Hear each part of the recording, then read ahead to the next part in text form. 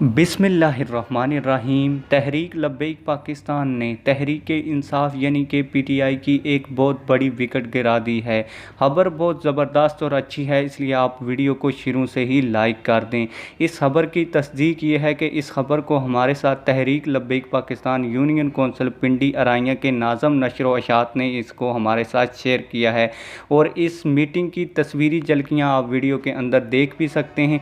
मुकम्मल खबर मैं आप लोगों को पढ़ के भी सुना देता हूं कि टीएलपी यूसी पिंडी अराइयाँ के ज़ेर एहतमाम एक मीटिंग हुई जिसमें जम्मू कश्मीर के इलेक्शन के बारे में बातचीत हुई और यूसी पिंडी अराइयाँ में पीटीआई के टिकट होल्डर जनाब राना मुराद सुलहरिया और इनके तमाम साथियों ने पीटीआई को छोड़कर टीएलपी में शमूलियत इख्तियार की। इसके अलावा अली हसनैन, मेहर चांद और मलक शमाज ने भी टीएलपी में शमूलियत इख्तियार की। मिन जानब तहरीक लब्बैक नाज़म नशर व अशात यूनियन कौंसिल पिंडी अराइयाँ सियालकोट। उम्मीद करता हूँ आप लोगों को ये वीडियो पसंद आई होगी। वीडियो को लाइक करके जाएं और चैनल को सब्सक्राइब भी कर दें।